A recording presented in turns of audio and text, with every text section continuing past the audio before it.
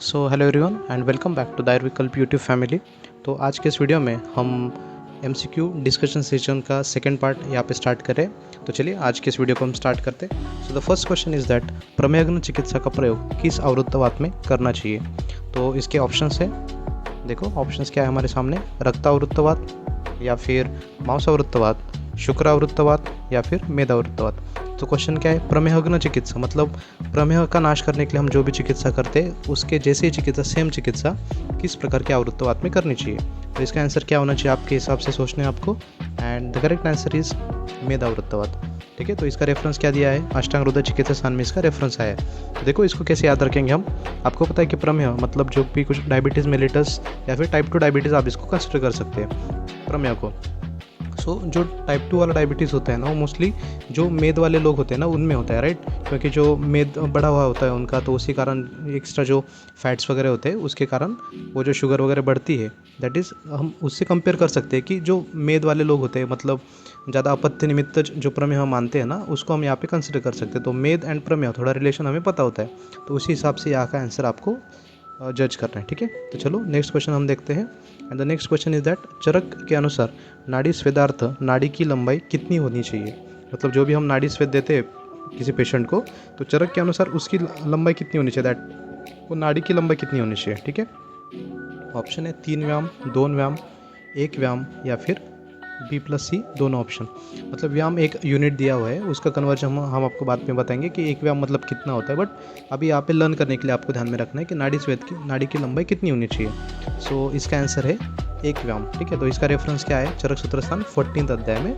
तो जैसे कि स्नेहन अध्याय या फिर उसके बाद में जो स्वेदन अध्याय आता है, तो वहाँ पे इसका मेंशन किया हुआ है। तो कैसे ध्यान में रखेंगे आपको पता है कि जो भी कुछ नाड़ी स्वेद देते हैं, देखो ये नाड़ी स्वेद है, किसी भी पर्सन को आप जो नाड़ी स्वेद देते हो, आपने देखा होगा ना ओपीडी में या फिर हॉस्पिटल्स में जो नाड़ी होती है, तो ऑब्वियसली एक ही नाड़ी यूज़ करते हैं। ऐसा नहीं करते कि दो साइड से या फिर तीन साइड से ऐसे नाड़ी से स्वेद, ऐसा बिल्कुल भी नहीं करते, वो एक ही नाड़ी यूज़ करते। तो आपको यहाँ पे ट्रिक के तौर पे क्या ध्यान में रखना है, नाड़ी कितनी नाड़ियाँ होती है, एक ही नाड़ी से वो देते हैं, तो इसलिए 1 व्याम ऐसा ध्यान में रखना है आपको। ठीक है, this is not the exact explanation, लेकिन आपको लर्न करने के लिए इसी प्रकार से ध्यान में चीज़ें रखनी पड़ेगी। ठीक है, तो चलिए नेक्स्ट क्वेश्चन की तरफ बढ़ते हैं। The next question is that gastric pacemaker is, मतलब जैसे आपको पता है कि कार्डियक पेसमेकर होता है, उसी प्रकार से गैस्ट्रिक पेसमेकर किसको माना जाता है। Options are cardiac end, second is pyloric end, third is fundus and the fourth is body. तो इसका करेक्ट आंसर क्या होना चाहिए, so the correct answer is fundus. ठीक है, तो गैस्ट्रिक पेसमेकर किसको माना है, फंडस को माना है। तो इसका रेफरेंस यहाँ पे मॉडर्न से बिलोंग करता है ये क्वेश्चन, तो एलोपैथिक वाला जो भी हमारा सेक्शन होता है वहाँ से बिलोंग करता है। तो देखो कैसे ध्यान में रखेंगे, गैस्ट्रिक पेसमेकर, तो पेस मतलब क्या होता है, स्पीड होता है, आपको पता है पेस मतलब स्पीड। सो पेस मतलब क्या होता है, फास्ट चीज़ें होती है। इस प्रकार से आप ध्यान में रख सकते हो कि पेस मेकर मतलब वो गैस्ट्रिक के जो भी कुछ मूवमेंट है उसको फास्ट करते हैं या फिर उसको रेगुलेट करते हैं। So that fast is nothing speed, that fast for F, ऐसा आप कंसिडर कर सकते हो। ठीक है, अगर आपको ये नहीं याद आ रहा है तो उसके बाद में आप क्या कर सकते हो, गैस्ट्रिक का जी और फंडस का एफ क्या हो जाएगा, GF। देखो यहाँ पे क्या है G और यहाँ पे क्या F, तो GF ऐसे भी आप ध्यान में रख सकते हो। So this was the question. The next question is that the number of measures of central tendency is, मतलब ये रिसर्च से बिलोंग करता है क्वेश्चन। सो सेंट्रल टेंडेंसी के कितने नंबर ऑफ मेजर्स से आपको ध्यान में रखना है। These are the options 5, 4, 3 and 2। तो इसका करेक्ट आंसर क्या होना चाहिए, आंसर इज 3, मतलब सेंट्रल टेंडेंसी। तो अगर आपको ये कॉन्सेप्ट नहीं पता है तो मैं आपको बता रहा हूँ कि इसको कैसे याद रखें। देखो यहाँ पे कर्सर देखना है मेरा, इमेजिन कीजिए कि यहाँ पे एक ऑब्जेक्ट है, यहाँ पे एक ऑब्जेक्ट है, उसके मिडल में एक ऑब्जेक्ट है।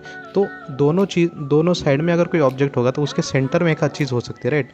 तो किस प्रकार से याद में रखना है, एक यहाँ पे 2 एंड यहाँ पे 3, ऐसे 3 ऑब्जेक्ट से इमेजिन कीजिए, this one object, this is second and this is middle. तो सेंटर क्या है, यहाँ पे सेंटर आता है। ठीक है, इस प्रकार से सेंट्रल टेंडेंसी मतलब 2 साइड में 2 है और बीच में कोई तो ऑब्जेक्ट है, तो वो क्या हो जाएगा, सेंटर। इस प्रकार से आप ध्यान में रख सकते हो। या फिर नहीं तो सेंट्रल का जो सी होता है ना, ये देखो ये क्या है, सी है। तो ये जो सी है, ऐसा ही अगर सी हम नीचे ड्रॉ करेंगे, देखो मेरे कर्सर की तरफ देखना है आपको, ये जो सी है वैसा ही सी अगर आप नीचे ड्रॉ करोगे तो उल्टा ये 3 जैसा इमेज वहाँ पे फॉर्म होती है, right. So C is approximately equal to 3, ऐसा भी आप दिखा सकते हो।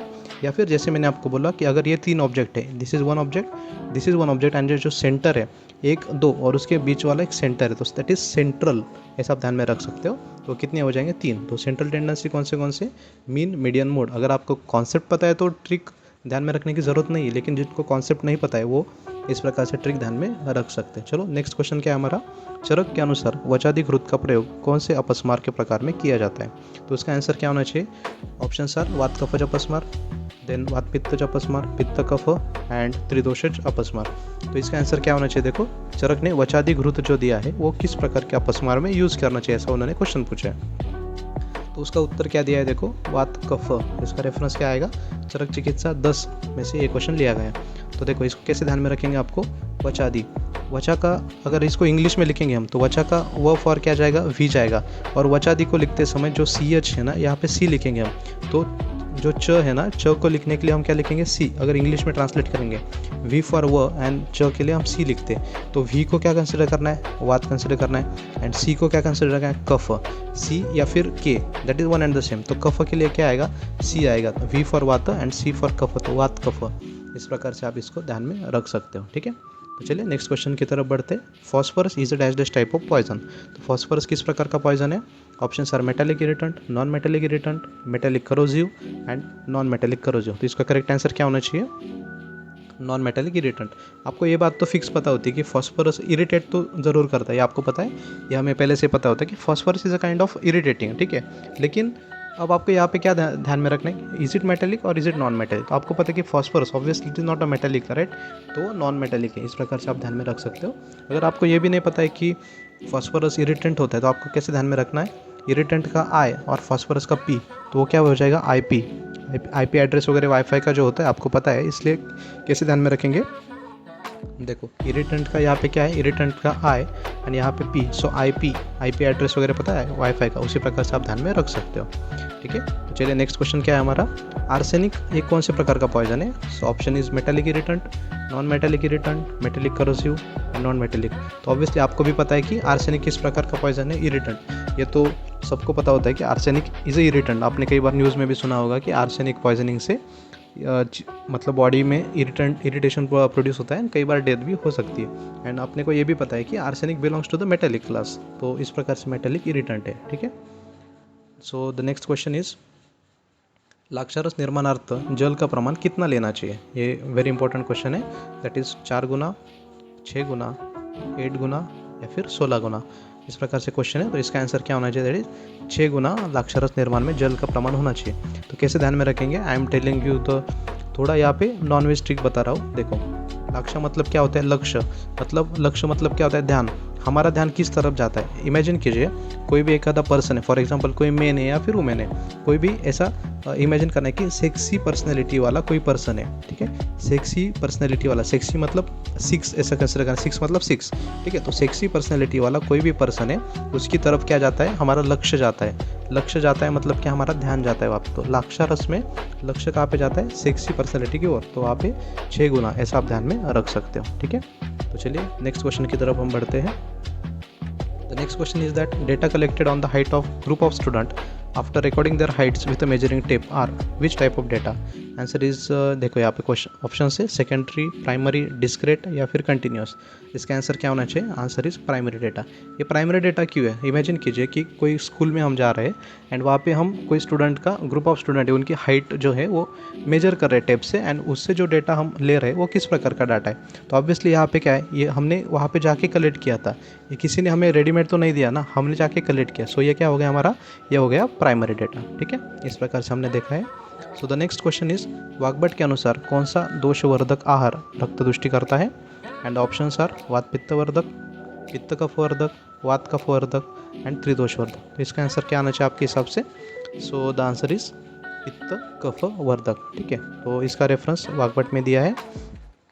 देखो इसको कैसे ध्यान में रखेंगे, पित्त कफ, रक्त दुष्टि कौन सा करता है, मतलब किस प्रकार का आहार खाने से व्यक्ति की रक्त दुष्टि होती है। रक्त दुष्टि मतलब ब्लड का हम बोल सकते हैं कि थोड़ा डिटॉक्स नहीं, टॉक्सीफाई हो जाता है वो, ठीक है। तो कैसे ध्यान में रखेंगे, देखो हमने ये ट्रिक यहाँ पे बनाई कि दारू पी के रक्त दुष्टि हो गई।